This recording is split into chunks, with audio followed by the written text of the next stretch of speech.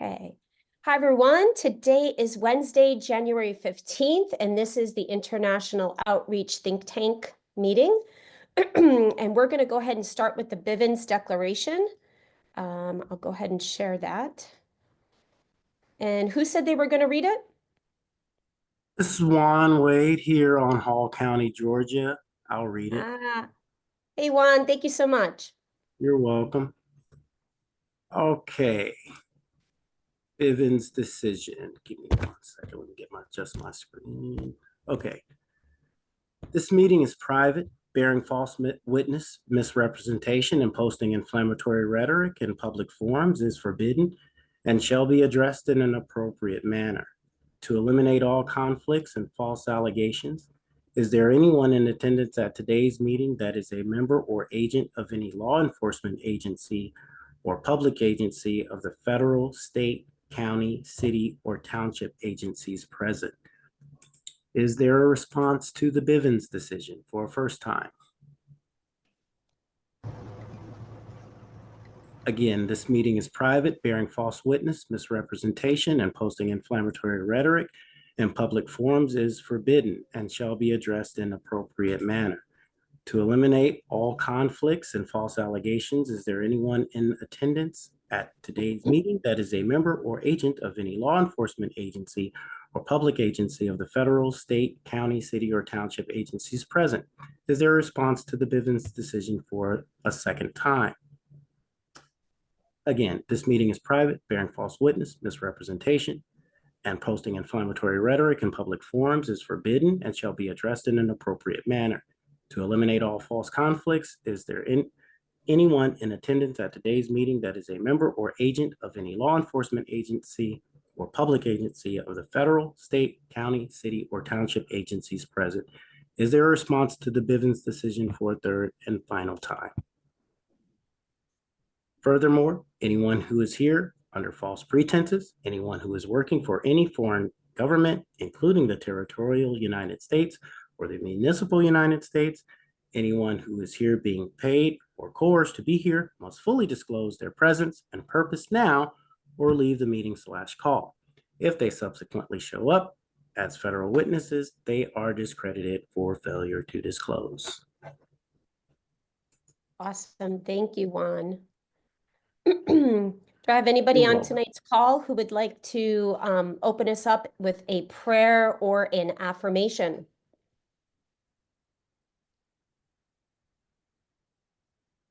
I will.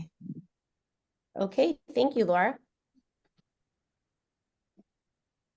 Yeshua, we give you praise for bringing us together and for being with us and helping us be a part of the solution. There's just so much glory in that. And I just pray you bless this meeting and that we hear your voice and that we follow. In your precious and holy name, I give all glory to you. Let it be. So be it. Thank you so much. All right. So we're going to go over just some old business. I'm still looking to schedule some interviews for the American State Assembly's podcast. Last month in December, we were blessed to have the Hawaii Assembly on the podcast. And it was such a pleasure to meet both Melissa and Amira and hear from them and learn about Hawaii State. I learned a few things on that podcast myself. If you haven't seen that interview, you could view it.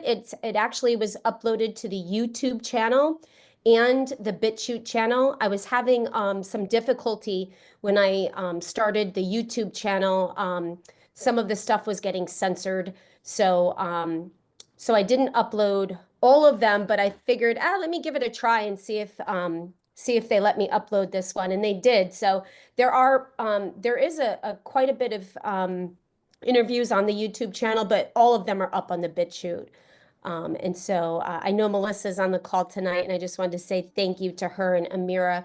And if anybody else is on a different state that I haven't interviewed yet, and you want to come on and represent your state, all you have to do really is gather a few officers from your assembly and talk about it with your assembly. From my understanding, there are people who are a little too shy to come on the interview, and they perhaps don't want their face out there. But for those who are brave enough to come on and have no problems, I make it easy. I give you the questions ahead of time, so there's no, you're not blindsided or caught off guard on anything. It's just really a platform to get your assembly. Oh, we got a hot mic.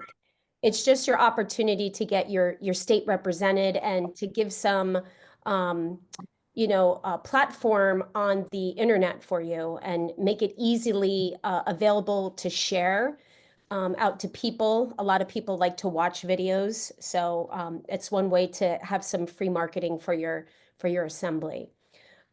Does anybody have any questions or comments or anything in that regard before I move on? No, okay. All right, so the last time we met, we spoke, Kimberly Watling. Kimberly, you're on the call tonight. Did you have any updates with the calendar of events? I don't know if that was something that you were taking up yourself or if it was just something that we were pondering. And I just thought that maybe we would bring it up and see if there's any success or progression with that. Thank you. Good evening, everyone. Happy New Year. Blessings to all of you. And I hope you're all doing well and had great holidays. I have really not done anything with this other than had a couple conversations with folks. So I haven't been able to move anything down the line. Not so much that I thought it was a project I was picking up, but I would love to work with others with this. And I do know that last we talked that Luis had a connection with someone that I have yet to have connection with, and I need to reach out for that. So now that we're getting the wheels on the bus for the new year, hopefully I'll reach out and see what we can do with that. Forgive me for not being on camera. I'm having a lot of drag on my situation tonight. So I was afraid I might tank my conversation with you if I went on camera. So I'm sorry for that. But yes, I would definitely love to have any other thoughts or opinions if anyone else has worked on it. And Luis, I do need to get with you on the man or woman that you had shared was potentially interested in helping with that. So sorry, guys, it was just the end of the year and had a lot to do, and hopefully I'll get roaring at it and go from there. So thank you for the opportunity, and I yield. Thank you, Kimberly. And no worries. I know the end of the year was busy and hectic and just trying to relax and just take some time to enjoy too. So I get it. No worries. Louise does have her hand up. So go ahead, Louise. Yes. Yeah, Kimberly. So I know it was Janelle on North Carolina said that he was able to program that. So I will email you both. We'll do a three-way and try to see what we can do with getting it started. Thank you. I look forward to it. Awesome. Thank you, Louise. Okay. And now the first thing on new business is to review SurveyMonkey. So SurveyMonkey has changed a little bit since I started it. Years ago, my kids' school used it for different purposes. And so they're limiting you now in order to have a free account. You're limited to only 10 questions. And within those 10 questions, you have your basic features for the survey. And so I'm just going to go ahead and see if I can share the screen. See if I can find it. Oh, hold on.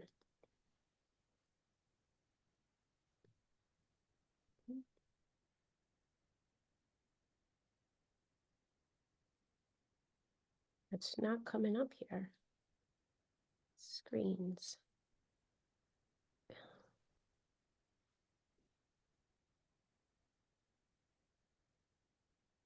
Oh, here we go.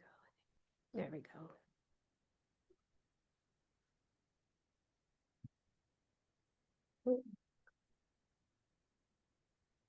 All right, can you guys see this? This is, can you see my screen with the Survey Monkey? Yeah. Okay, good. All right, so I just logged into my account. This was the only survey that I had created. I'll open it up so you guys can take a look. But when you create your account, you just go to the Create Survey, and I guess we can create a survey together. You could start from scratch, copy an existing survey, build with AI, or pick a popular template, start from scratch. Seems to be the easiest way. And then you've got all these different features. I'm not well equipped with all the features, but basically you could create, well, see over here, they have all these different things that you can, full color, simple, you can, this is the themes, standard themes, but a lot of these, when you see this lock, this is, you have to upgrade and pay a monthly fee, which it's pretty, quite pricey. It's $25 a month. But anyway, you could we'll just go with a simple theme. And then you can go ahead and start your questions here. So, and I think over here, let's see if they've got format. You've got classic, one question at a time, conversation. There's so many different features. Build. So the build gives you your choices. So everything that's got the lock button on here is something that you'd have to pay for in addition. So for the basic that you don't have to pay for is multiple choice, check boxes, drop down. Then you got net promoter score. You could do an image choice, single text box. All these ones that you don't have, a lock next to comes for free. Okay. And I won't go into all the different features, but I did want to share with you, let's see, the actual survey that I had created. And I just named it Feedback on Your Experience as a State National, our assembly meetings and volunteer officers. And you could see that there was 13 out of 25 responses. And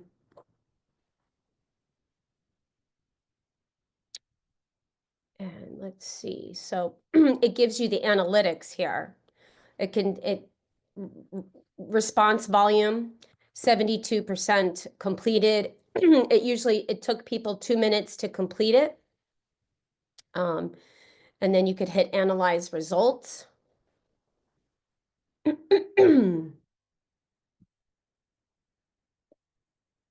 see, present results.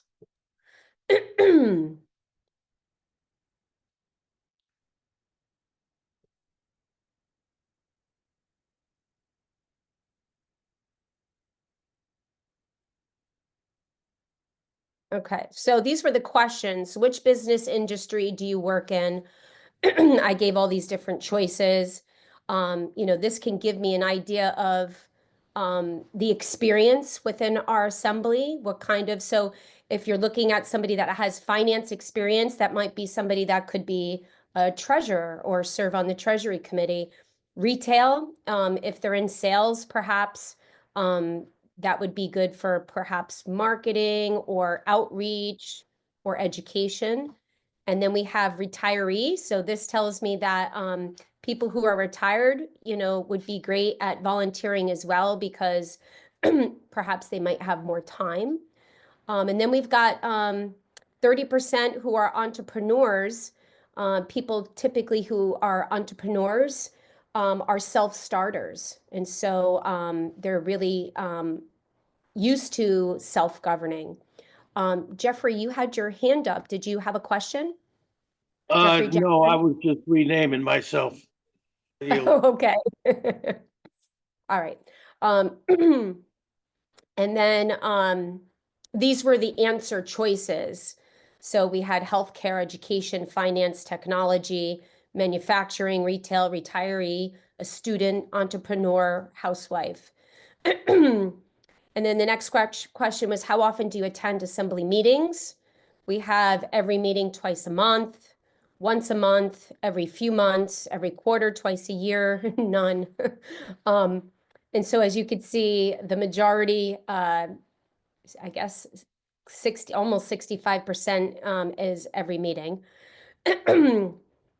And then we have question 3, if you don't attend meetings regularly, at least once a month, why not? Day of week does not work with my schedule. Time of meeting does not work with my schedule. I don't find value in attending the meetings. I'd rather listen to the playbacks. I'm too busy. I attend meetings regularly. So you can see all the different percentages. Question number 4, how likely would you attend a General Assembly meeting if we offered a meeting time that allowed it in your schedule? Highly likely or not likely at all. What time of day works better for you to attend meetings? And we offered all these different options. Clearly, nobody likes the mornings, but early afternoon, early evening, and then most people put, or some people put any time, but usually early evening, you could see is the 30%, it's the most. How likely would you attend a General Assembly meeting if we offered topics of value? Very likely, likely, neither likely nor unlikely. They were neutral. What topics do you consider of value? Continuing education, marketing, litigation, officer updates, federation updates, all of the above. So most everybody was interested in all of the above. What do you use to continue your education? Now, I want to go back to this. Sorry, I meant to mention this. But because I was new at creating this, this survey, I didn't realize that I could have chose the option where you could have chosen a couple of different options. But this one only allowed you to choose one.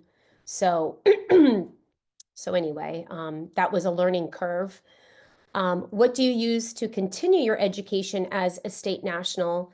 Attend New Jersey Assembly outreach education, attend coordinator training calls, watch the United States of America podcast, watch America Assembly Required podcast, watch the American States Assemblies podcast, watch the playlist from the New Jersey Assembly meetings, attend other state training classes, read books, connect on Telegram, read Anna's articles, other, or all of the above.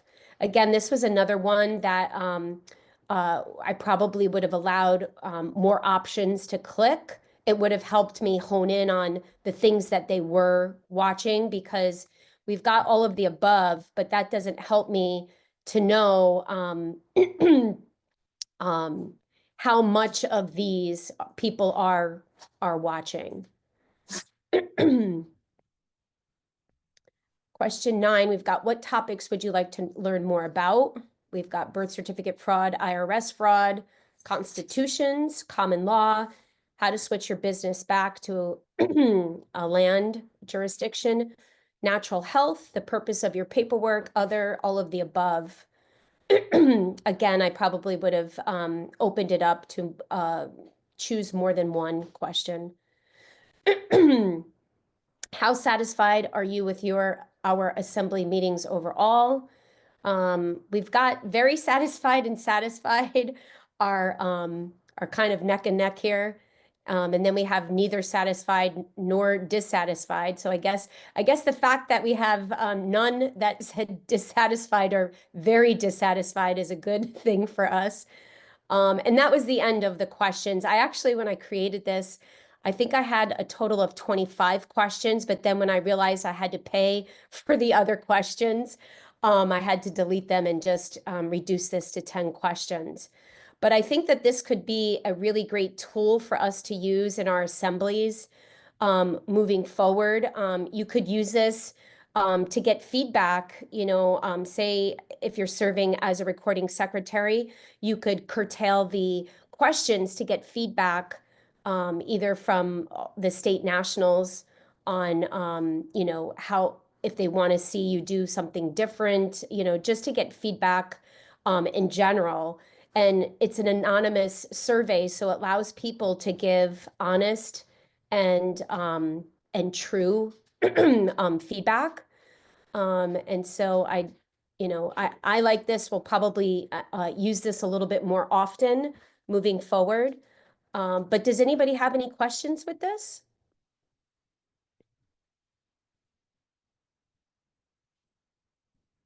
Or do you think that this could be valuable in your assembly? Brian, go ahead. Brian Faulkner, Georgia. I just want to ask real quick, where is this located at? Because I would like to do this. So this is a website called surveymonkey.com. How do you, is there a link to it? Is it in the link tree? No, but when I send the recording out for this meeting, I'll make sure to attach it to the email. Are you Okay, on our very good. email list? No, I'm no, You know what? I'm not on the I'll list. actually add it into the chat. Let's see here. I'll Very put it good, into thank the chat, Brian, okay? Alrighty. Okay, Juan, go ahead. Juan Wade, Hall County, Georgia here. I just wanted to say, just comment, that's I love the survey idea. I actually tried to do something like that a little while ago. I just created a questionnaire that kind of, it will correlate the information into data, something like that as well, but it just did not have, it doesn't have an anonymous feature, but overall, the idea I think is great. It's a very direct chance for assembly. So the biggest thing that I see, and I say this for our assembly as well on Georgia, is connectivity with the people. We can have all of the information and the the wherewithal and the knowledge and all of that's great and it's necessary, absolutely. But one of the things, just from what I'm saying, and this is just my lens, one of the things that's missing is that kind of grassroots community connectivity. Because we do, as the American state nationals, as the people living on the land and soil, we offer a great, not only opportunity, but purpose. And it's not viewed in that context with the average, the average soul still lost at sea, if you would, because they just don't know. And so, it's great I think this is a great tool for within, so you can see where your assembly members are and just where they're minded, get a general consensus. But definitely, it can be a vital tool for if assemblies are doing events or pop-ups, having that kind of survey available to see where people stand in their views with the assembly. And so I just think that just could be a great way to cultivate outreach and recruitment. I yield. Yeah, those are some good points. And again, the Survey Monkey is very versatile. So this was a test run with the, I guess, 25 assembly members that regularly attend our meetings. I did not put it out to the whole group ASNs. I just kind of wanted to take it for a test run and try it out. And like I said, I found out that I could have used multiple, an option for them to answer multiple options. And so once I figured out all the kinks and I play around with it, then I'll be able to go ahead and send it out to the ASNs because ultimately, when we're talking about outreach, we have quite a bit of people that are status corrected. And if we want to try to tap into a group of people and activate them, our current membership is actually the best group that we have currently to try to get them involved, because they've already done the step to correct their status. So tapping into that group, I think, is a really great option, and just not sending them, kind of harassing emails, but like on occasion sending them this survey and saying, we'd love to hear from you. Could you please answer a 10-question survey? I think that we'd get probably a good turnout of people answering the surveys, in my opinion. And I think that that could help us tap into the membership that we currently already have, in addition to trying to get more, rescue more people, and get them back on the land and soil. So anyway, if anybody has any questions, I'm going to stop screen sharing, and I'm going to put the link for SurveyMonkey into the chat. Let's see. And if nobody has any more questions, oh, Melissa has a question. Go ahead, Melissa. Hey, hi, Tammy. Hey. First of all, great. It was so fun being interviewed by you. I just wanted to say that. Thank you for making us feel so comfortable. So anybody who hasn't done it yet, she doesn't bite. It's great. But I did want to ask, so I know when people first get onto the LRO, the way it's programmed now, their desire to be communicated with via emails is a no. So is this something that we could send as a one-off somehow and not be upsetting the people that aren't part of the assembly and saying, yes, they want to receive emails? Do you know what I'm talking about? Yeah. I know that that was something new that they just switched. So I don't know. That's a great question. I don't see it as a I don't know. I don't see it as a burdensome, but that's me. And Yeah. I can't understand why anybody would ever want to correct their status and then have absolutely no communication from their assembly.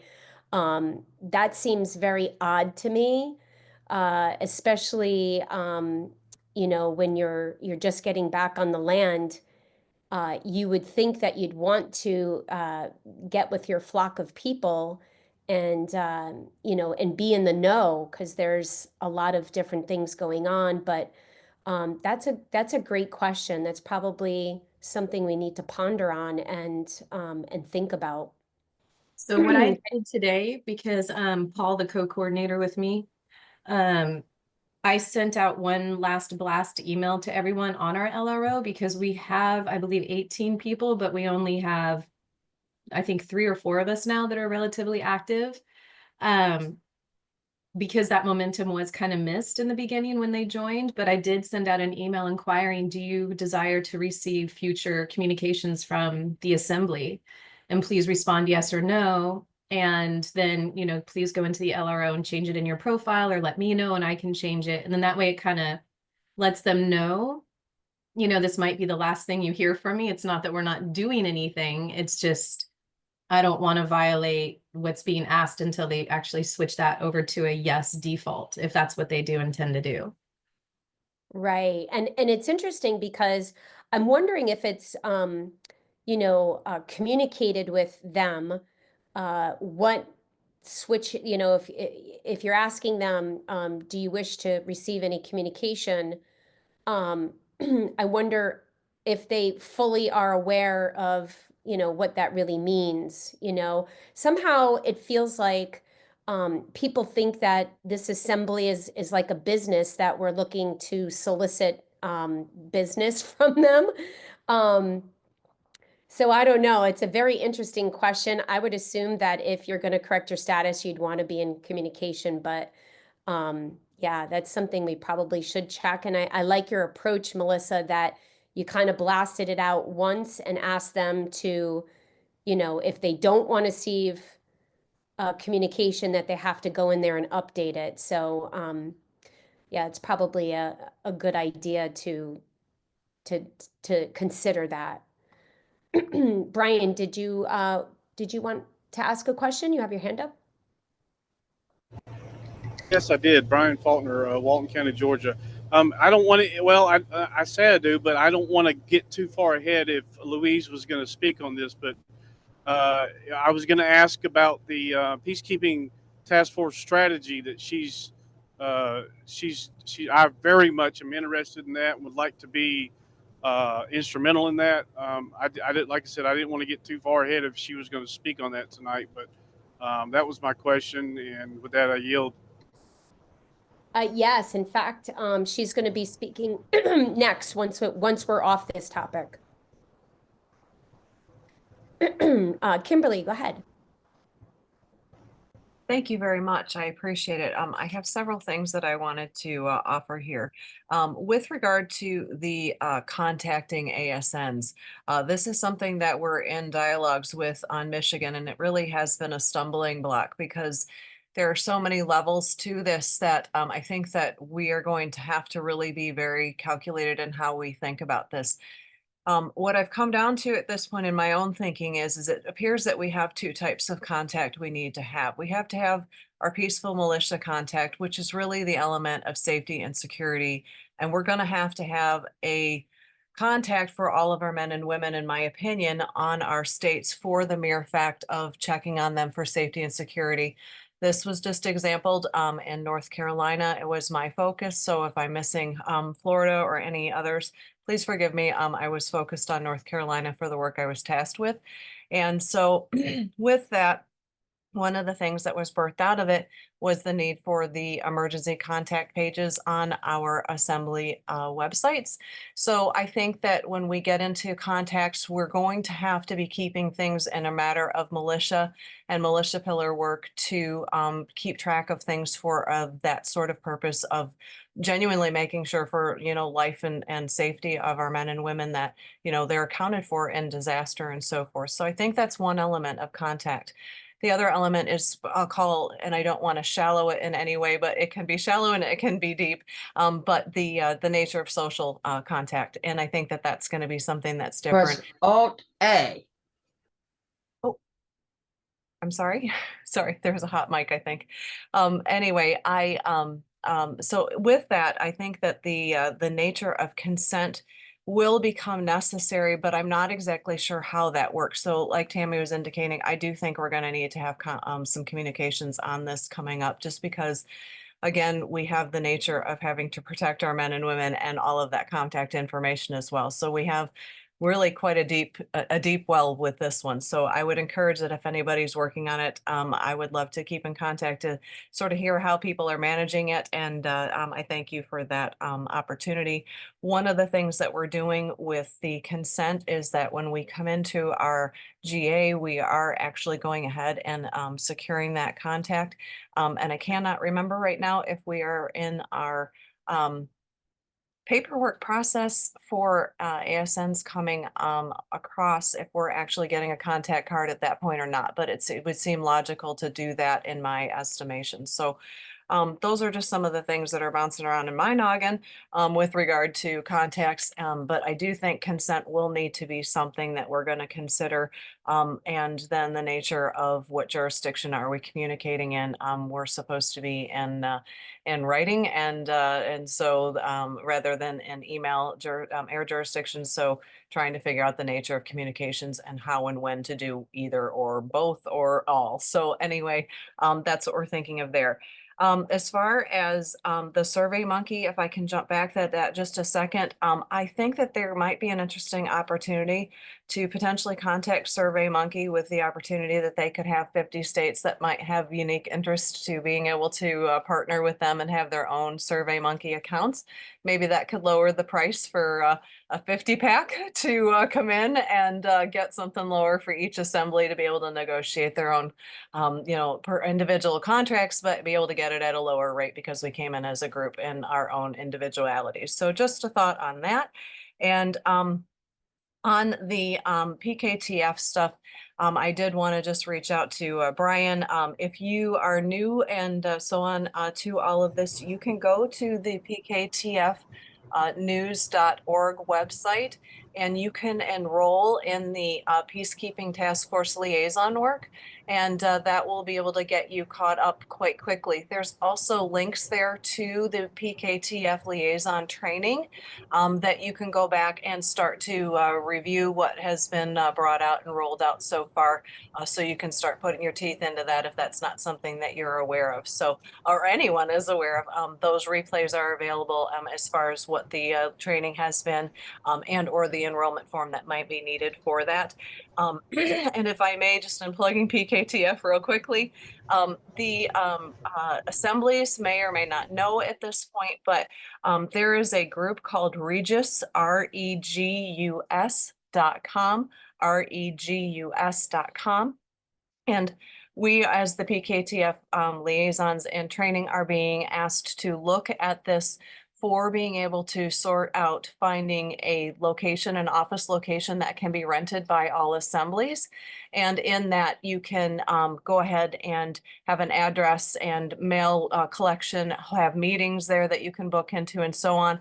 But it also gives you access to all of the other Regus locations on your state, and then into other states. So this gives us the opportunity to have meeting places with de facto.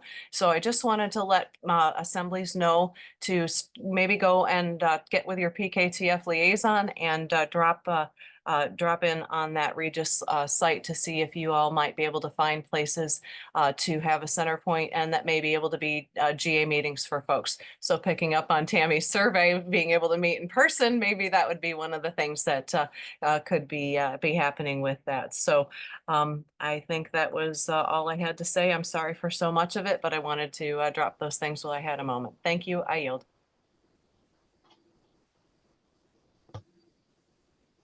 You're muted, Tam. Thank you. I thought I hit it to unmute, but we on New Jersey looked into Regus because we were looking for a centralized location to have face-to-face meetings for our assembly, and it's expensive and they close early. Some of the locations, and maybe if you're looking to rent a space, perhaps to meet with the de facto, that would be something that you would probably do during the day, but some of them close at 5, 6 o'clock at night. So that wasn't working for us. I did want to mention too, Robert from Nevada put in the chat, it looks like a member satisfaction survey. Robert, if you've used this, can you speak on behalf of it? No, I haven't used it, but I've been talking with Louise about various options on how to get a newsletter out to more people. And so I was doing some research, and I noticed that I think you are using Membership.io, right? For your newsletter? I don't know what Luis is using for the newsletter. No, for you. You're using Membership.io, which I found was probably the most inexpensive platform for doing this. And I was doing some research to see if normally platforms like Membership.io, Wild Apricot, there's several others. They have all these functions available built into the platform. And so what is Membership.io? Well, Membership.io has all of the elements necessary to run a membership organization. And Wild Apricot is probably a more It's expensive, more expensive, but I was looking for something that was inexpensive, and I found out that Membership IO has a free account, and you can send emails up to 2,000 people for Wow, free. that's good. That's good to know. Thank you, But Robert. the emails that come to me from you are with Membership IO. No, I send mine out with Proton Mail. Well, okay, I'll have to go check again, but that was a question I had for Maybe, you. maybe you're thinking of somebody else. I'm pretty sure well, I'll look for it later, but I'm pretty sure it came from you. It said Membership IO. Oh, if So- it said Membership IO, that's news to me. But I have not used a survey. I've been using MailChimp, and which is another service. You looking to Membership. do squats? You guys doing squats? You need to work. Pardon me. Go ahead. I'm sorry, that was a hot mic. So I'm only up around 1,000 or 1,500, less than 1,500 people, and it's getting pretty expensive. So I was looking for something less expensive, and I didn't realize how complicated it was. But it gives you the ability to do websites, do meetings, do everything you need to manage membership.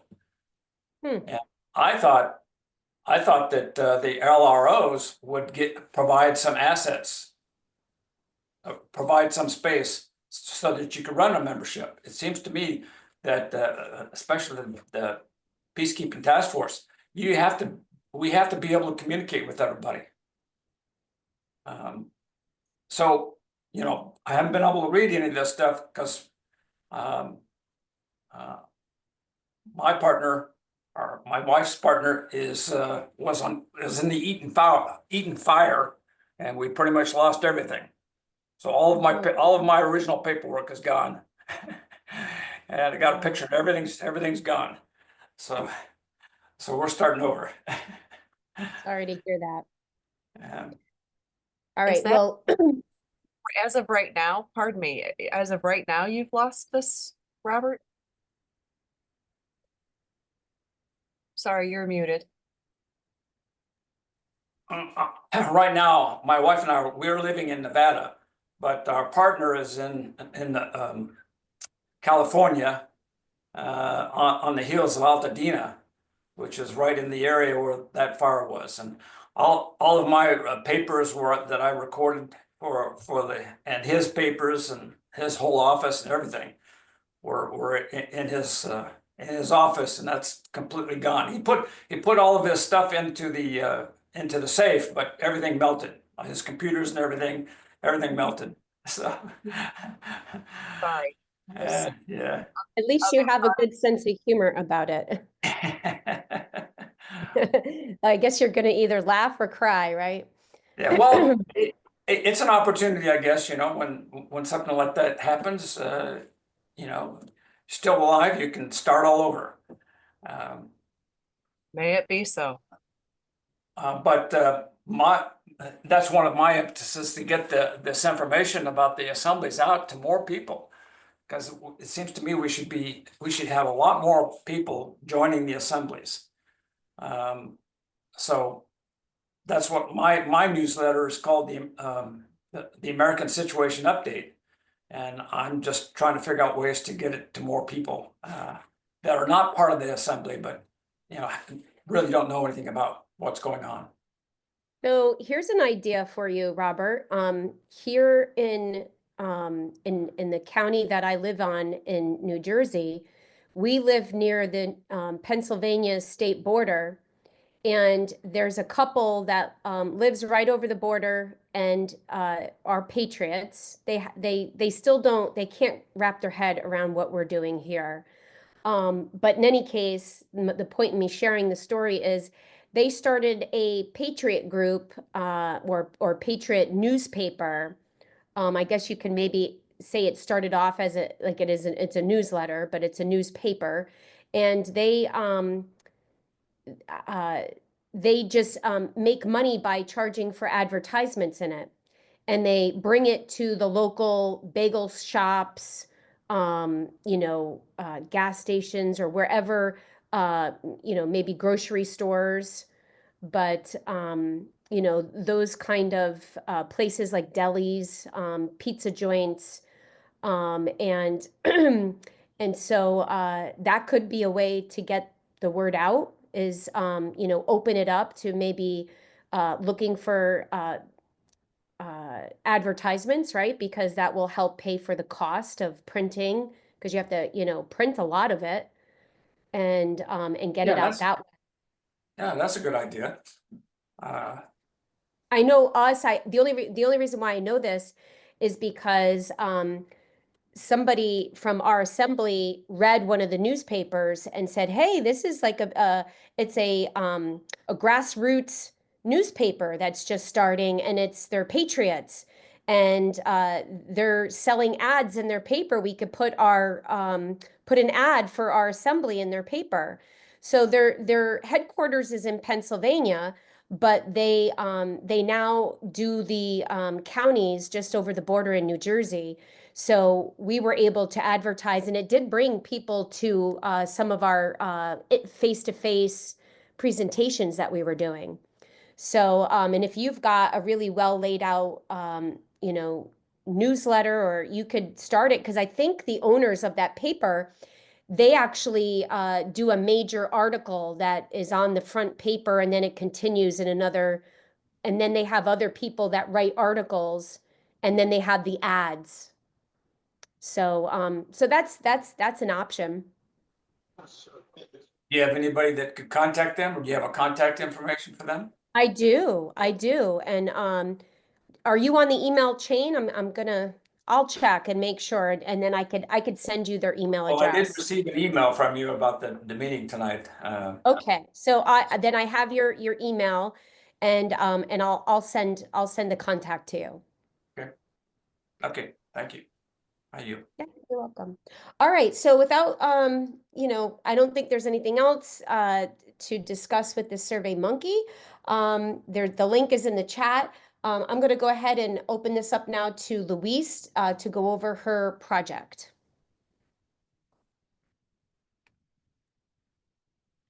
Thanks, Tammy. Hi, everybody. Let me go ahead and do a screen share here, Tammy, okay? Yep, go ahead. All right. So I'm going to go over the updates here. I know we all are waiting with bated breath. When are we going to get started? It's coming soon. It's coming soon. Me and Tammy was talking the other day, and Tammy was chatting with Anna, and we were like, "Anna, is it approved? What we gonna do? When are we getting started?" So part 1, she says, is approved, and now I'm like, what does she mean by part 1? We've developed this project into six parts, and 1 addendum part. So I'll have to get back with her on that. So, but as far as the updates we have so far is, the last updates Anna did with me was the postcard and the video that's on the landing page at claimyourinheritance.info. So I did those updates. I sent the videos, transcripts over to Margaret on Wyoming. She's going to do the voiceover. So once she does the voiceover, I'm pretty much done with the website. And so we'll have to get back with Anna and see if there's any more changes that she want to make at that point. Then we have the public service announcement that Woody was working on. Woody appears to be really busy. So I'm going to ask if there's any other volunteers who's skilled at doing PSAs. I did do one. Me and Margaret did one. It was just pretty much a verbatim retelling of the postcard. Woody, this is his line of work, and he said it needed to be changed, but he hasn't changed it yet. And we keep communicating back and forth with him, and he says he's going to do it, but it's been 4 months and it's not done. So anybody out there who have any expertise in that, we can, I'm sending out a call out for somebody to help with that. Now, I am working on, like I said, this project has become 6 phases, and then there's a second one, which is not there's a 7th one, which is not a organic 7th phase, is just an addendum to the first phase. Well, I'm going to do an entire video presentation of all the phases, an entire video overview. So I want to have that ready within the next week or 2.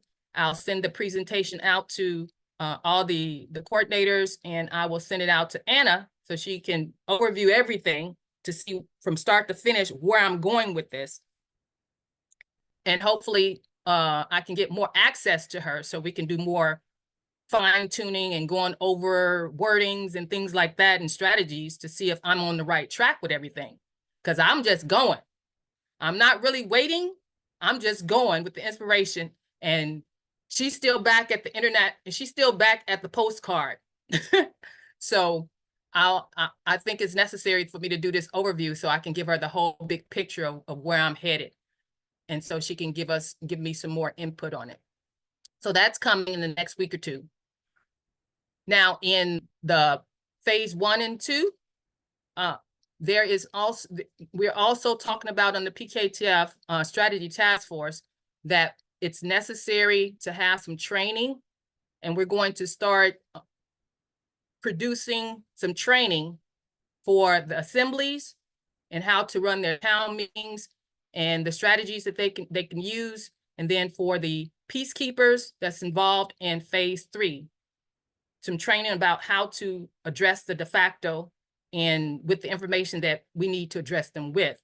So, and a little bit of that, a little peek of that is going to come here later with Adam and Andrew on how they've been successful in addressing the PKTF. And so some of those strategies we're going to be hopefully incorporating into something more official that we're going to be presenting to the peacekeepers. Now, Boyd is going to be doing those trainings, and I'm going to be doing the trainings for the assemblies. The town hall 24-hour forum, we talked about doing that. Now, Amethyst is doing assembly forum already. So we're just going to jump in there with her since she's already doing it and build that out. Now we have her doing the forum. Her forum is 2 p.m. to 4 p.m. Eastern time. And we're looking to build that out to as many hours as we can, depending on how many volunteers we have. So we did get a volunteer from 4 to 6 Eastern, Bob and Laura. And then I'm looking for a volunteer from 12 to a volunteer from 6 to 8.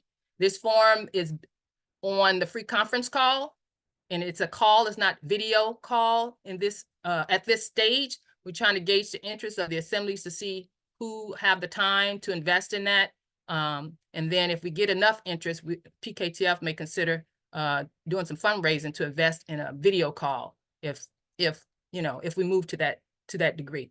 But I thought from 12 to 8, that's a good slot of time to see if people are interested in doing a forum call all around the clock, but starting with that time slot.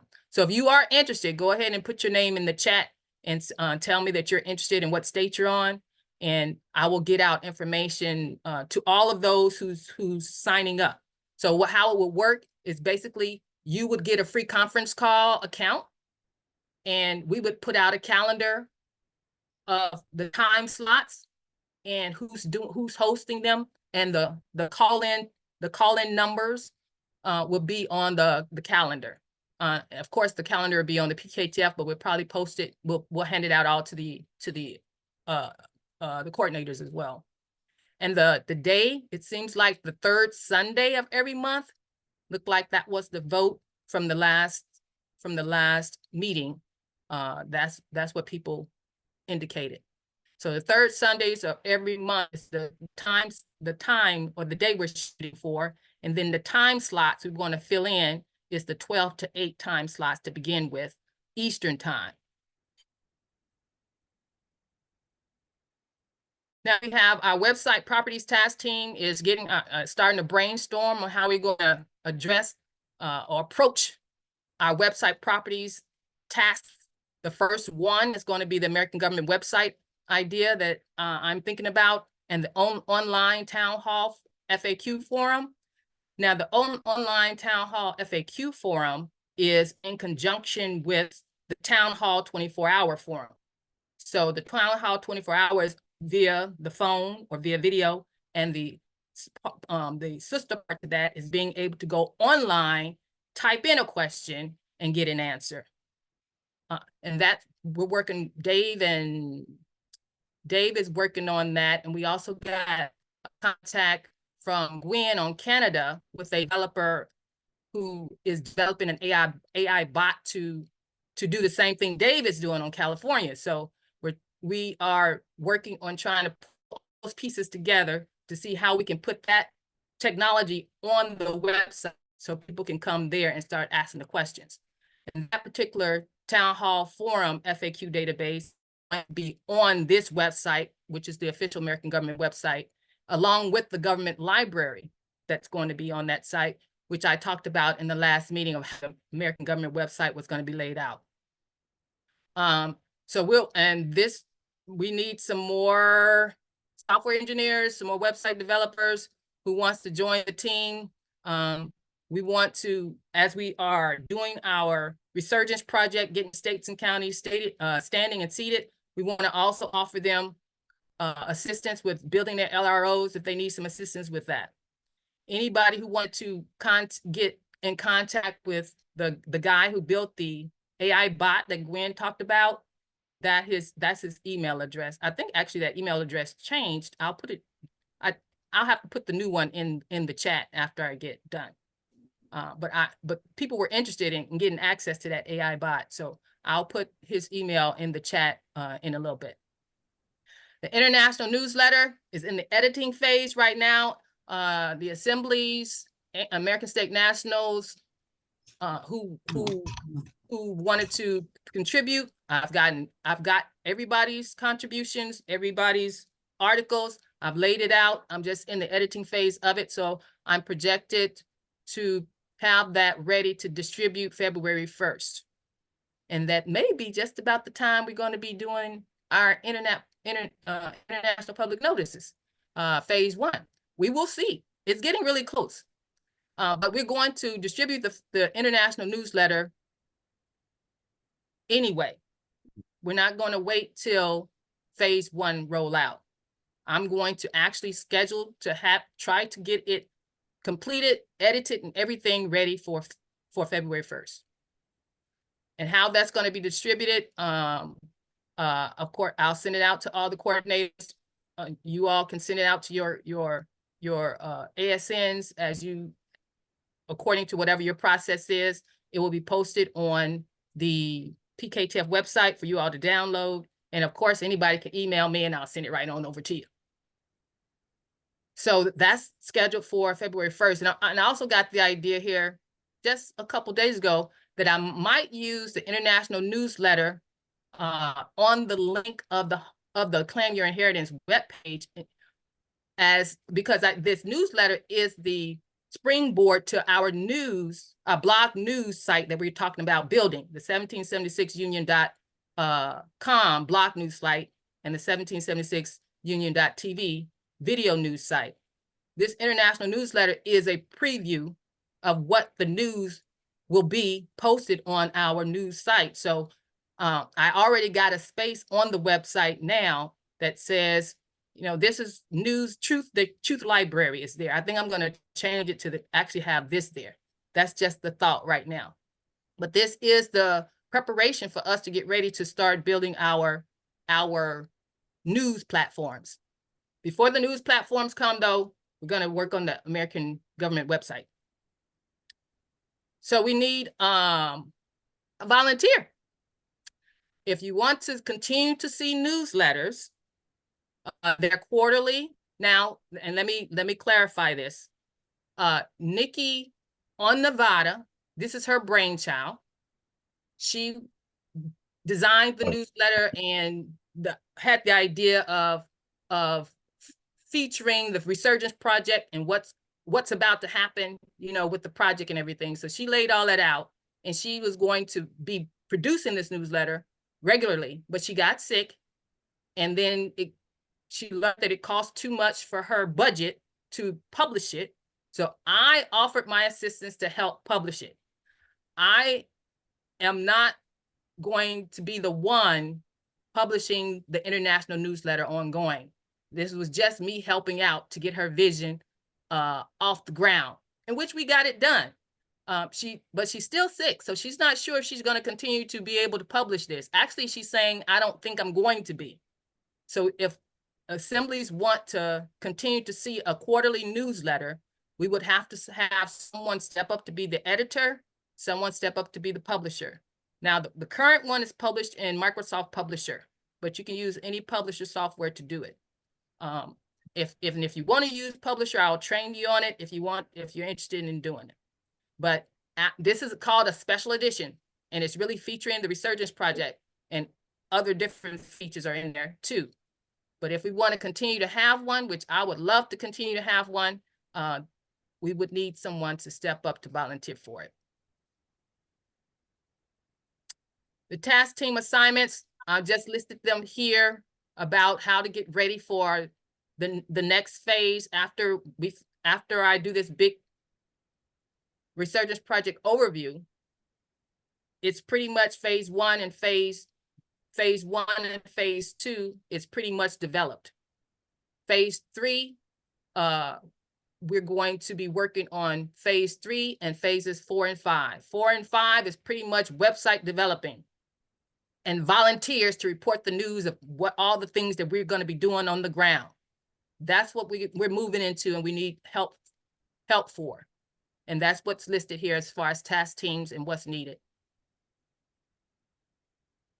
All right, that's my updates. Any other questions for me? As far as the strategy task force, someone mentioned, email me and I will let you know when the next strategy task force meeting is Sunday, and they are held at 5 o'clock Eastern. Wait a minute. I think it's 5 o'clock Eastern. I have to look, but yeah, so that's everybody, coordinators, American State Nationals, county sheriffs, everybody is invited to the strategy task force sessions, because we are trying to get an effective strategy put together so we can get on the ground. We're going to get our boots on the ground. Somebody said we need to be out there in the public's eye. Yes, we need to be out there in the public's eye for them to see what the American government is doing to protect them and their assets.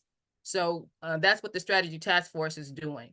So if you're interested in joining that or getting in on those meetings, give me a call or text me or email me, and I'll shoot you the link and add you to the list. Any questions?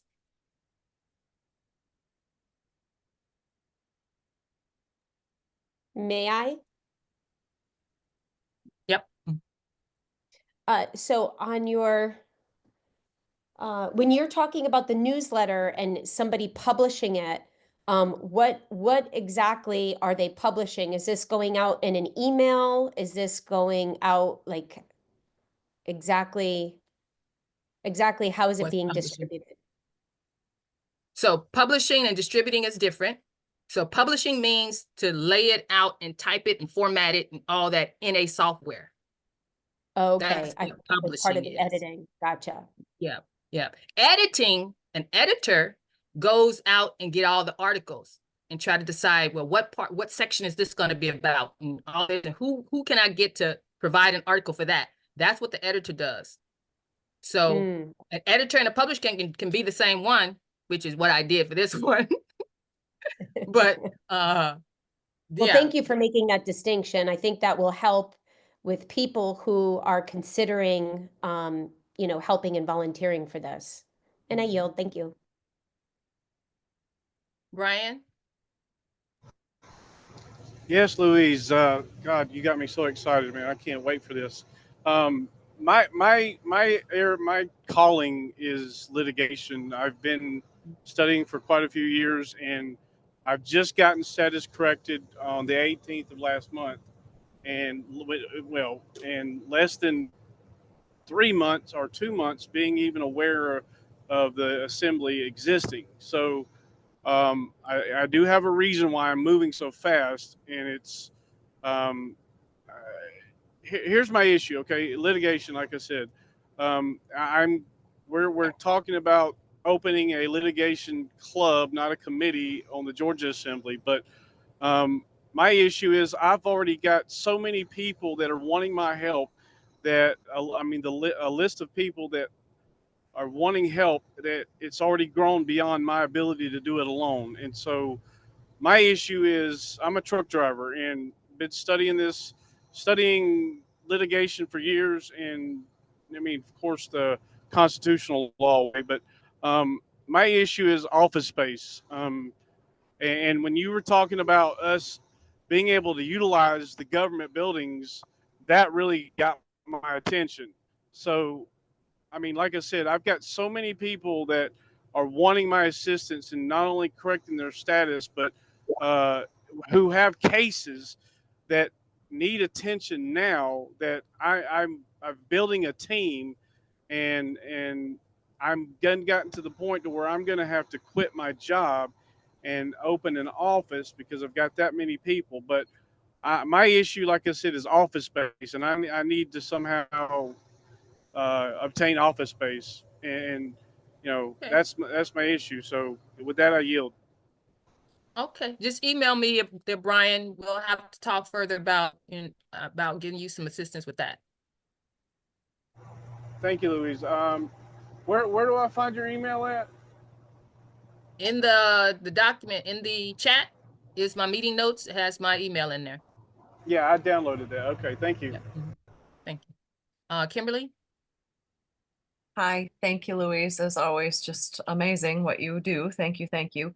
I have a couple questions, if I may, just real quickly, on what we've reviewed. With Woody up at the public service announcement, can you refresh my memory? I believe that this was something you sent out maybe sometime last summer, and it was him doing a voice announcement that assemblies could sign up to have him do one for our assemblies. Is that the correct thing that I'm referencing there, please? Yes. Mm-hmm. Okay, But he and was so gonna do one as a template, and that anybody could use. Yeah, But if she you wanted it didn't. customized to your assembly, then Didn't care that's for when it. you would have to have him help you with that. okay, very good. Thank you. That's what I thought we were doing. And so you were asking for a volunteer to be able to do what? Do that kind of recording? Is that what you're asking for? Somebody that can do a recording of something like that? Someone who can write it. He said it should be certain language, certain language it should have in it, based on what radio stations look for. And he got technical on me. I don't really know all that. Okay, But, okay. have to have certain language in it. And then he said it would be good to have music, and you have to pick certain type of music for the background. And it's either 30-second one or a 1-minute one. Yeah. Okay. So Mhm. he kind of sounds like he packaged up public service announcements, and that's kind of what he brought to us. And am I accurate in that? Yeah, he did one that they Yes. used already. Yep, he did one. But that's not the one we were going to use for the Resurgence project. Okay, so and calling for a volunteer, we're just looking for somebody that can do that type of work. That same thing in the event Woody can't. Correct. In the event that Woody hasn't. So we need somebody Okay. to step and volunteer now. Perfect. I just wanted to make sure in what I was looking for to send that out, I was asking in the right way. So thank you very much for that. I then was hoping that maybe you could just answer just a second, and looking at the slots that are left in the Eastern time zone for the town hall forum. I think you said that Amethyst has been working in a format like this, so you're going to build off what she's got. I am not sure I have a link to what that is, and I'd like to see the format of that. I don't know if we would have men and women on Michigan that might be interested in doing that. So I'd like to comprehend it better so I could pitch that to our assembly and see if there's anyone that might be interested in doing something of that sort, but not for sure knowing what that is, I want to make sure that I integrally tell them what it is. So may I figure out how to get a link to something of that I can hear what we're sort of modeling after, please? Yes, it's I think Amethyst is here today. Amethyst, are you on the call? Yeah, I'm here. Go ahead and explain a little bit how you actually run these meetings, and maybe Kimberly will get a better idea of what it is she needs to be. Okay, they're twice monthly on the first and third Sunday. It's 2 p.m. Eastern time, so that'd be 11 a.m. Pacific time. It's the All States Assembly Forum call. And I've been hosting these calls. I did not start them. Somebody else started them. Dennis Neal on Arizona started them several years ago. I took over from Dennis. I was asked to help to fill in for Dennis, to take over for Dennis a couple of years ago. So I've been running the All States Assembly Forum call for a couple of years now. I usually send out the information, the announcement of each a few days before each call. There's a call coming up this Sunday. I have it on the 19th because it's the third Sunday. I send out a notice to it and telling a little bit of what I'm going to be talking about to Paul Streamer, and have him send out my announcement of the All States Assembly Forum call to his email list. And so that's how most people are notified of it there. And I do record all the calls. They last an hour and a half to 2 hours. And I do send out the recording link to anybody who requests it. Many people do request it because they're not able to make it on Sunday afternoon. And you do a transcript of each call and send that out. No, actually not. Okay. I don't, it's not, with so many people talking, do the AI transcript is not real accurate on that. I usually do not do the transcript. I've done only a few transcripts of it over the years, the last couple of years. So for the town hall calls, we will do a transcript of them. We have one of Amethyst partner, Sheila. She's been doing transcripts for all the other podcasts and things. So we do the transcripts is so that AI be able to read it when we do our programming on our website, so they'll be able to find the answers to the questions. The written one is going to have to be on the website itself, but that's why we do the transcripts. But that's why I'm going to have the transcripts, make sure they get done for all the 24-hour calls. Okay, I can do that. I did do a transcript a few months ago because I had a very knowledgeable lady on the call named Samantha from Georgia. And she was talking about there is a way to, it's in the federal code, and she cited the information, the exact, federal code thing to opt out of motor vehicle registration.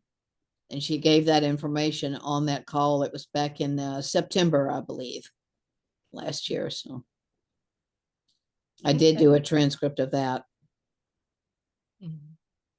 So Kimberly, and anyone else, did you get the idea of how it will work? So she does her broadcasting out email blast, letting you know when the call is going to be, what she's going to talk about, and time frames to your email. And then you get on a call. So if you want to hear how she's doing it, be at Sunday's call, and you'll get an idea of how she runs the call, give you some inspiration and some ideas how you can run your call. Thank you. That's wonderful. And Amethyst, thank you so much for picking that up and doing this the whole time. I'm sorry I have not gotten over that way, but we get there in perfect time. So I'll look forward to it. Thank you very much. Okay, sure. More people if are you still want- finding out about my call, so it's Well, we're getting a calendar of events together, so it'll be on there soon. So hang on. We're coming. all right. Yeah. Thank And you if you so want to be put on the list, put your name in the chat, and we'll get your email over there to her. And she'll be checking the chat to see if you said, if you told her to put you on her list, put your email in there and let her know. Thank thank you very much. I appreciate it. On that note of just calendar of events and tying to that, I did want to let Brian also know that with litigation, there is a national litigation call that happens. I believe it's Thursday afternoons, and I can confirm that in a little bit. But there's also a call that happens on Michigan that if a man or woman is papered up, they are allowed to come, and that's a due process call hosted by our own Troy Bob. And so that would be something that I'd be happy to help get you to as well. So just so you know Very that good. we have support in that as well. So thank you. Any other questions? All right, I yield, Tammy. Okay, awesome.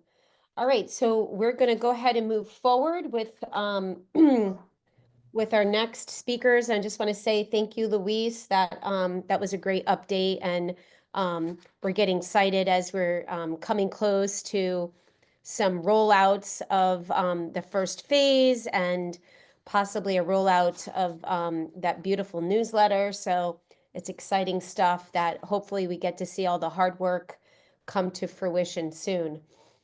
All right, so we have Adam Bonner and Andrew Eyink. I don't want to bosh his name. They're going to be discussing how to interface with the de facto LEOs and sheriffs. So if you guys want to go ahead, the floor is yours.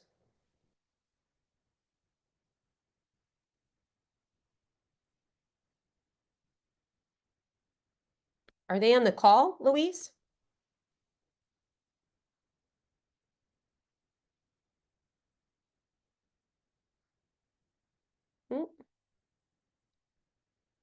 Hmm.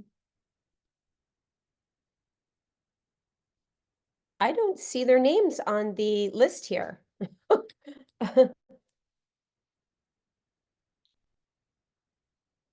Did you hear from them, Louise?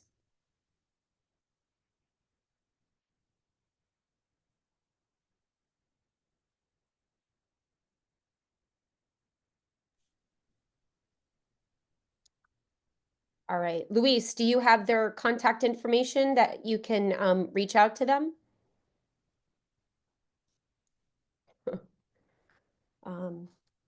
I don't think Louise is hearing you, Tammy. She doesn't. I think you all not hearing me because I put myself on mute. Sorry. Oh, were you talking to us? Yeah. We didn't hear a word you said. Yeah, I have his number. Let me give me a minute. Let me see if I can contact him. Okay, no problem. And since we're on the topic of interfacing with the de facto, I'm sure most of you have seen the two videos that, or I guess I should say the two meetings that Boyd Adams, I don't know if we have, do we have Kathy? Is Kathy on tonight? Kathy Kreidler? Kathy from Peacekeeping Task Force, do you want to tell us a little bit? I think the last presentation that Boyd did, he was waiting for, I think, the local sheriff to meet. Do you want to give us any updates as far as, you know, if there's going to be a follow-up with that or?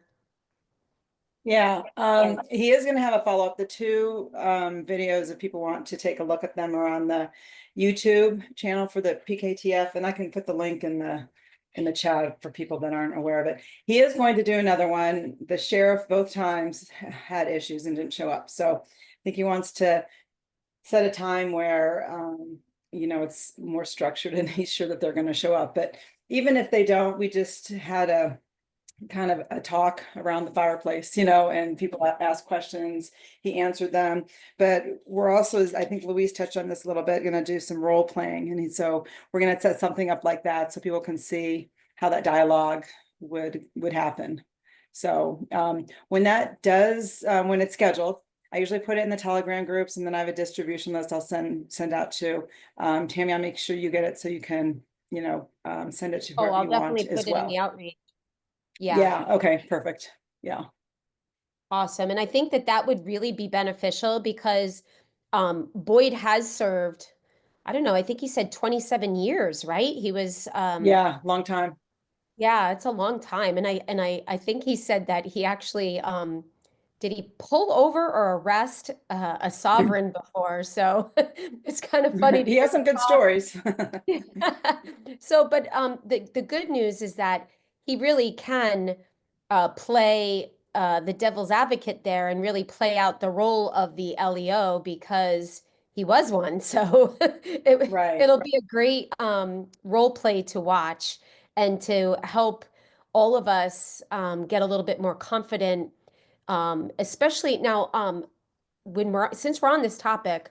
Um, who technically should be the ones reaching out to the LEOs? Is it the peacekeeping task force liaisons, the marshal at arms? I mean, or either or, does anybody Well, I think initially, the liaisons, but they're, working in conjunction with some other folks as well. So, we want to help to provide some guidelines with that also. And how that is to go about. But the liaisons are being trained to do that meet and greet and that warm handshake and start that open dialogue. Yeah, that's going to be some great training. I think it's interesting, and I think since we're on this topic and we're waiting, it's probably a good time to maybe even touch on this.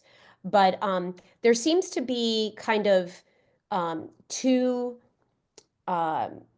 two sides of the thinking of how to approach the de facto. On one side, you have people that are very knowledgeable in the codes and the statutes, and are quite, perhaps I don't know if I want to say disgruntled, maybe angry, because they've been unlawfully converted. And so their approach is a little bit more harsh. And, but however, we're called to come to the table peacefully. And so, we want to be able to speak confidently, but we also want to show up in our peaceful manner where we're respectful.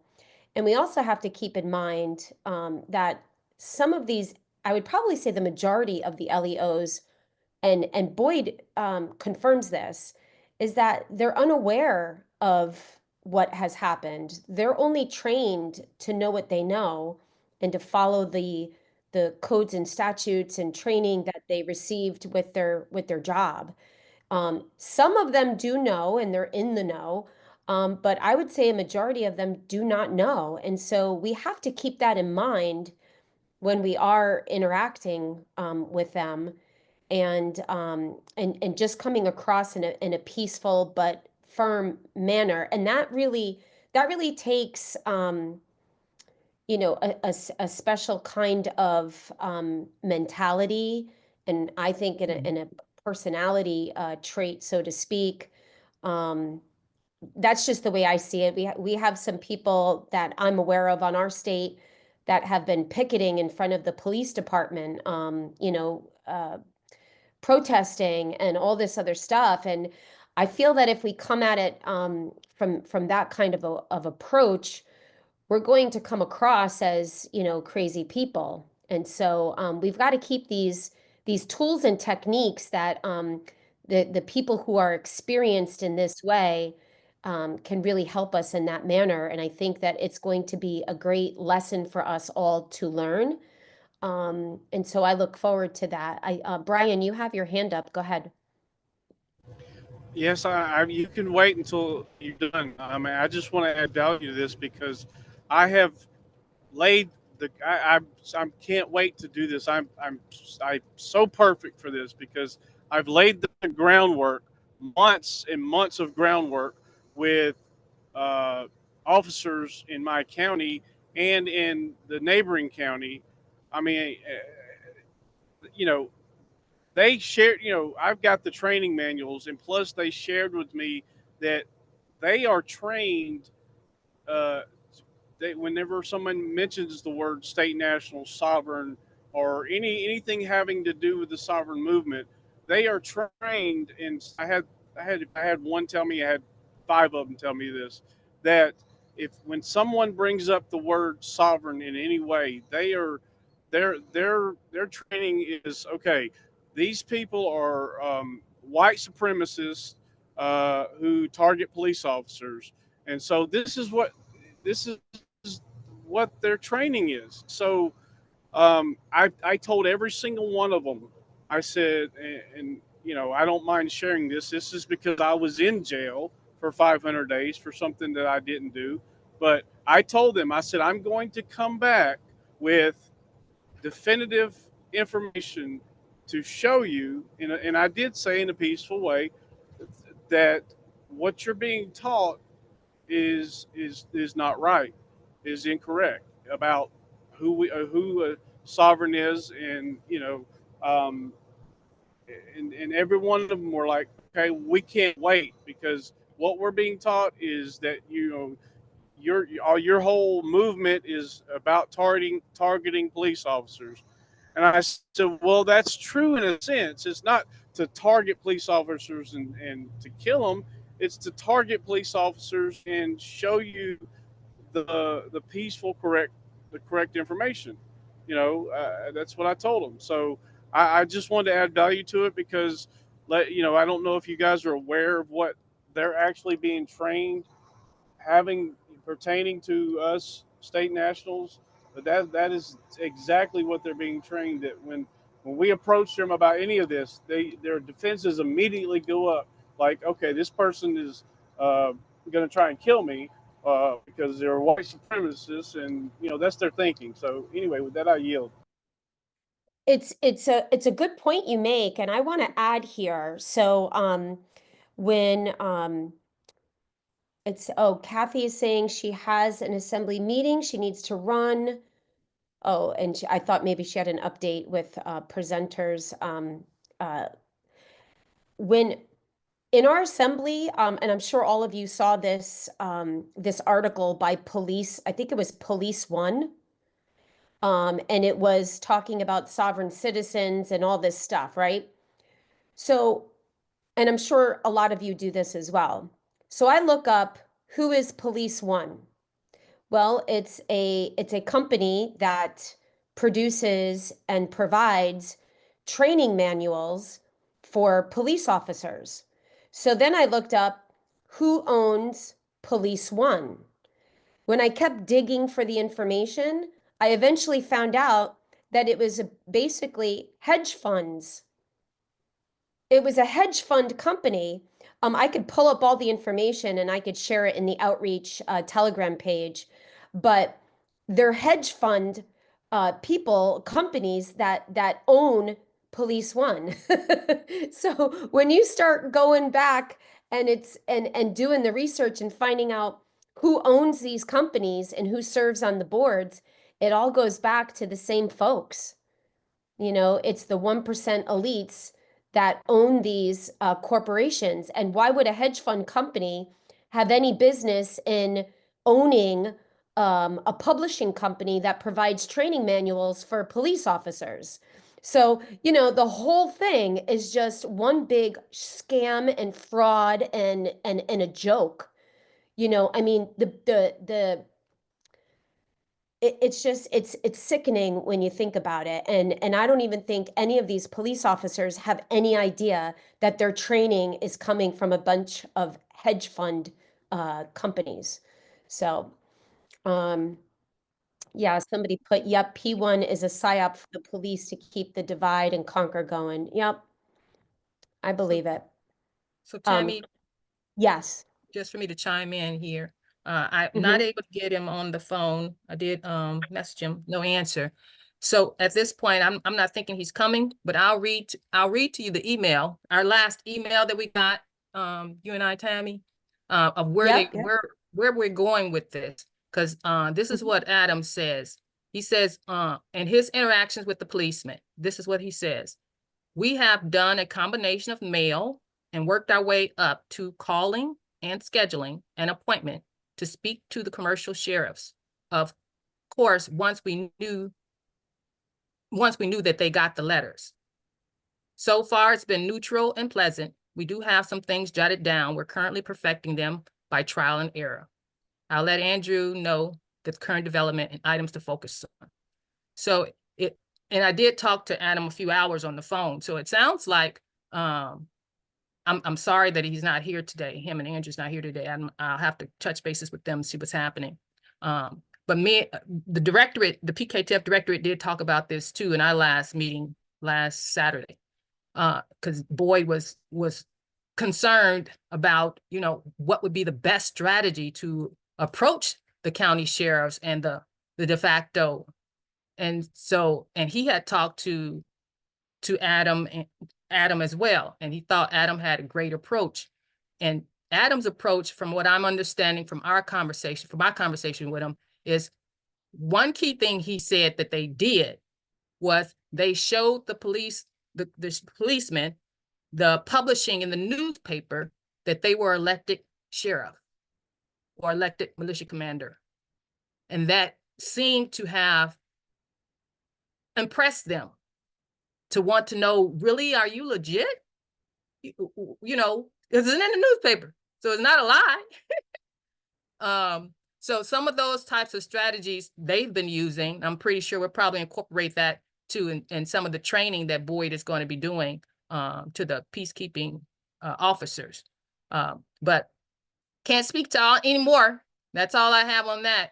But I know they had some strategies that were working, and they got to a point where they were able to set up a meeting to sit down with these sheriffs. So which is a win. Mm-hmm. And in our phase 3, we someone asked who is the ones responsible for addressing the de facto police officers. Well, in the peacekeeping task force, liaisons were set up to be that warm handshake to break the ice.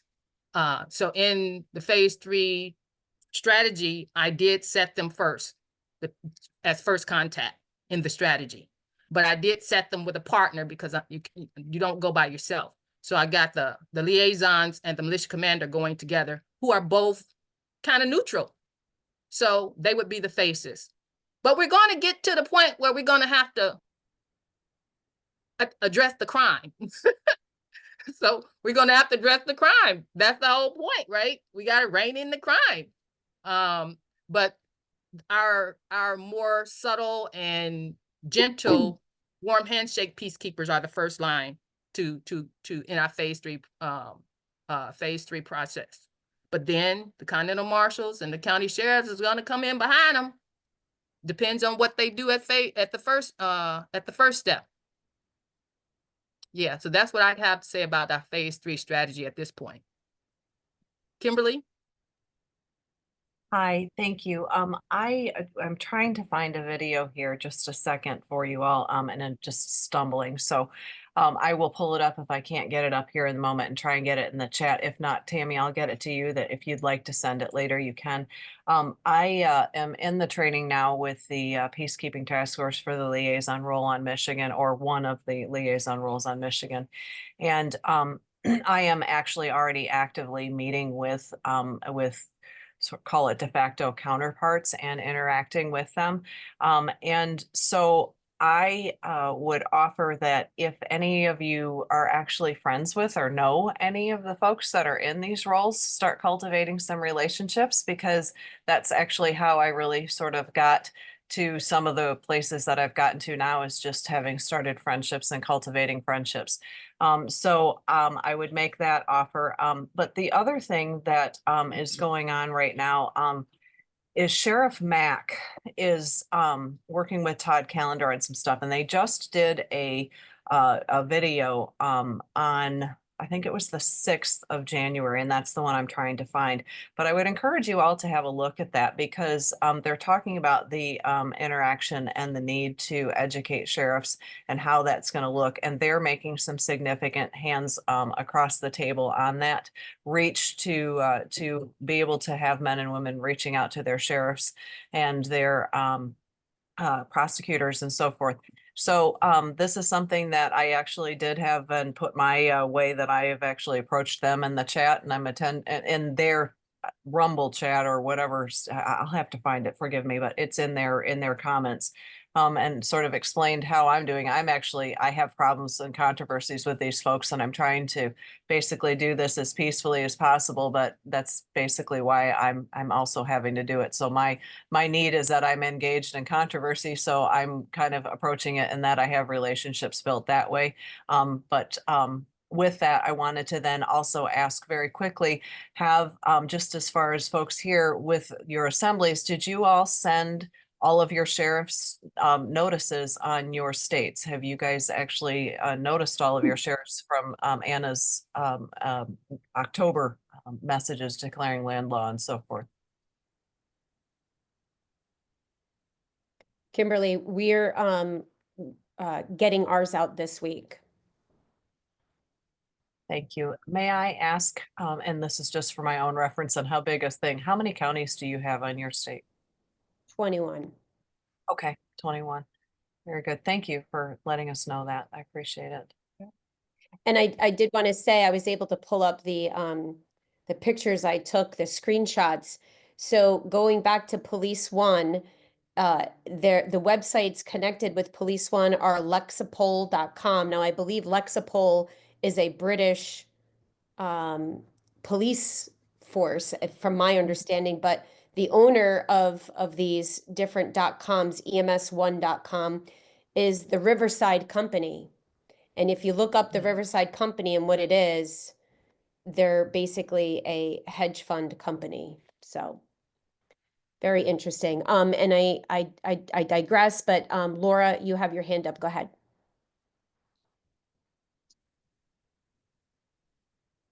Yes, I was going to answer Louise's question. I don't know if we sent out our sheriff notices, but we have 120 counties. I tried to call an emergency meeting to do that, but it caused conflict with me and other people in the assembly, so I didn't go to that meeting. So I'm unaware. And our meeting yesterday didn't happen because of his mom dying, the other co-coordinator, I guess. I didn't see anybody there.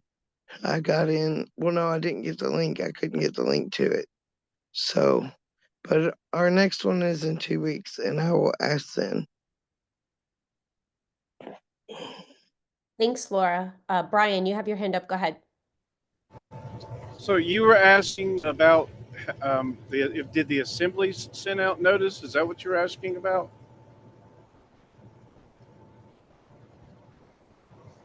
Can you hear me? Yes, that's what I was asking.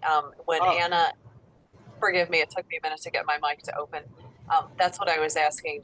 I was taking a survey to just sort of find out if others had been more on top of it. We're still stumbling to try and make that happen. So these were the notices to sheriffs that Anna had put out in, I believe it was October 5th, and then on October 8th, it was the declaring of land law, and then there was another sheriff's notice, and forgive me, I'm just a blurry on what they're named right now, but those were such that she wanted us to get those to all of our sheriffs, so I was just... And this is even before I got my status corrected. I religiously send those notices out, and I'm not even a coordinator. I send them. I mean, I've got a whole, I've got a whole email list that I send out every time something pertinent like that comes out. And I didn't even, before I even realized that, you're supposed to send your documents to the de facto. I went ahead and filed mine with the clerk of the court on the public record. I'm just saying, I'm sorry, I'm very tired. I didn't get much sleep last night. I don't mean to keep rambling, but I'm just saying that I took it upon myself to email all those notices out, and I do it on a regular basis, not just to the sheriff, but to every single, the prosecutor, the anybody I can think of in my town, because something has got to change. So I'm taking it upon myself to do it. And, you know, maybe I need to become a coordinator. I'm not sure yet. But anyway, I just wanted to clarify that and let you know that that's what I've been doing. So with that, I yield.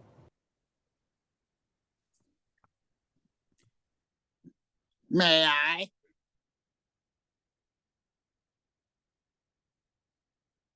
Tammy, you're muted. Yes, Eric, hold on. Juan has his hand up and then we'll go to you next, okay? Okay. Okay, go ahead, Juan. Thank you, thank you, Tammy. Juan Wade, Hall County, Georgia here. If the notices Kimberly was talking about are recent, I don't think, at least I'm not privy to the information if We on Georgia sent those notices out. Like I said, if those were recent, I'm pretty sure we didn't, or else I think I would know. Or it would come up in one of our threads somewhere.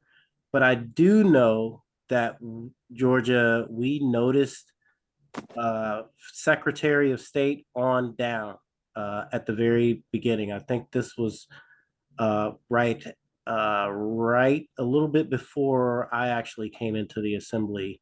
That had already been done. They noticed all the county de facto as well, the municipal as well as the territorial governments that we were assembled. We are assembled on Georgia, and we are at basically, I think the pyramid diagram calls it summoning status. In other words, coming together. So that's what I know so far as us as the assembly actually sending out notices. And we have 159 counties here on Georgia, FYI. With that, I yield. Thank you all so much for this feedback. It's really helpful, especially being in the liaison role and facing this to know if the sheriffs know about this yet or not, if they've been noticed. So it's helpful to have an idea where we are with that. So thank you all for allowing me to get information from you that way. I certainly do appreciate it. So thank you. All right, Eric, go ahead. Iowa Assembly website have sheriff notice on their website. It's 77 pages, and Iowa have 99 counties, and we have to put out to their sheriff. So you could. I put a link to Iowa Assembly website. You can look at it and give them an idea how to do self notice. So it's there. That's great. Thank you. Thank you, Eric. I'm sorry, I didn't mean to interrupt you. But I think you're offering the sheriff notice that Iowa put up because your notice is on your website. Yes. Okay. Okay, thank you. Thank you for that. So anybody who's looking to get maybe a template or something to that regard can go on the Iowa's website and check that out. He put their website in the chat as well.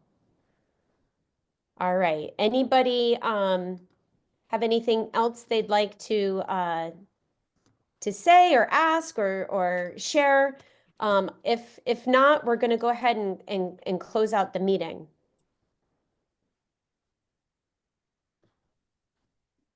All right. Okay, guys, we're closing this out, and hopefully next month we'll have those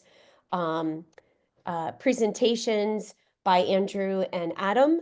But for now, you guys have a great night. Thank you all for coming and appreciate you all. When is the next meeting, Tammy?